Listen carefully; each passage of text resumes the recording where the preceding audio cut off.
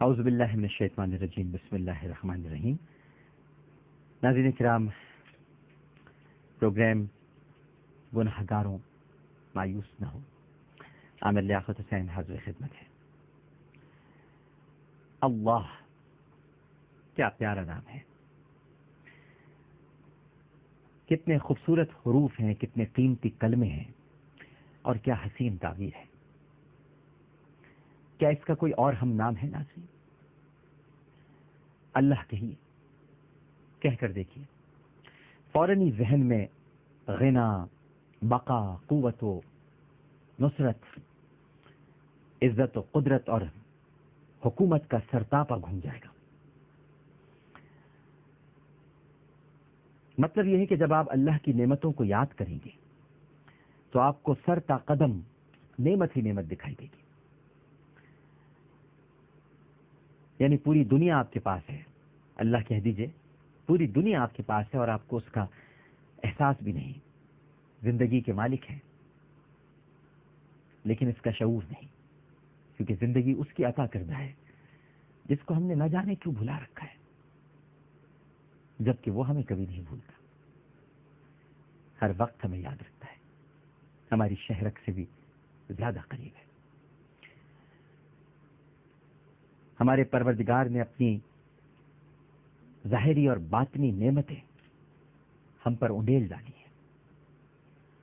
ہمارے پاس آنکھیں ہیں، زبان ہے، دو ہونٹ ہیں، دو ہاتھ، دو پیر ہیں، اور بے شک ہم اپنے رب کی کن کن نعمتوں کو جھٹلائیں گے۔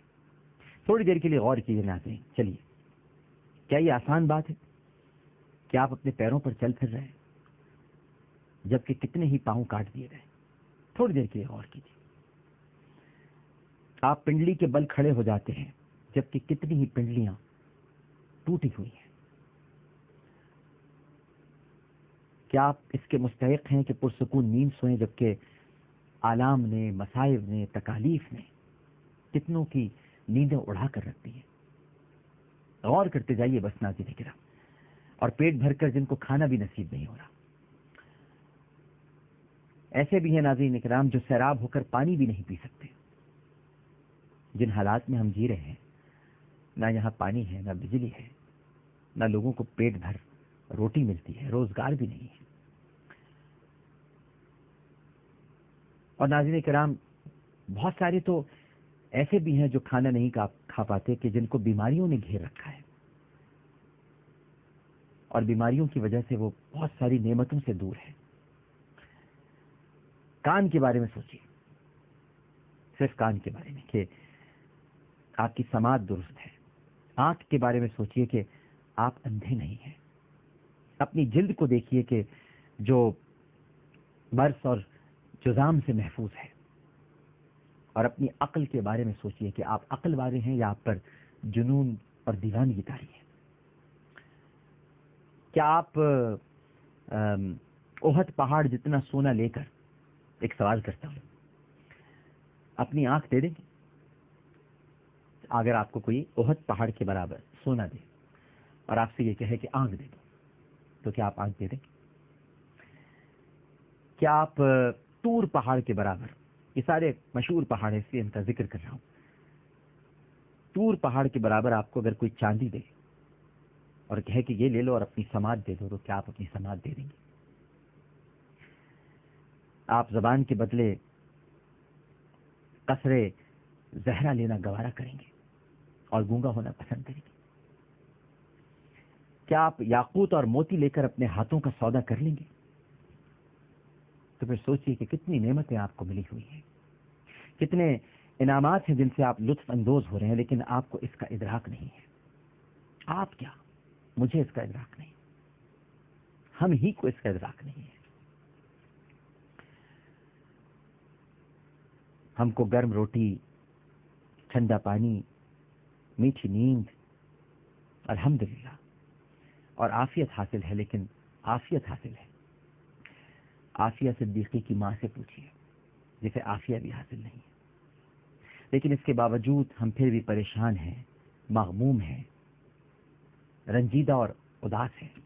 جو مفقود ہے اس کے بارے میں سوچتے ہیں، اور جو موجود ہے اس کا شکریہ ادا نہیں کرتے. کیسی عجیب سی بات ہے.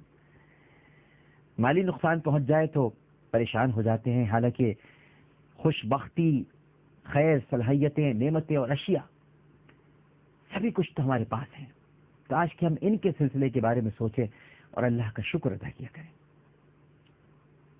ہمارے نفوس میں بھی ہمارے لیے نشانیاں ہیں، لیکن ہم ان کے بارے میں نہیں سوچتے. ماضی میں جینا، ماضی کے غموں کو یاد کرتے رہنا اور ہر لمحے انہی میں بس مصروف رہنا، ان پر رنج کرنا، میں تو سمجھتا ہوں کہ بے وقوفی کی علامت ہے.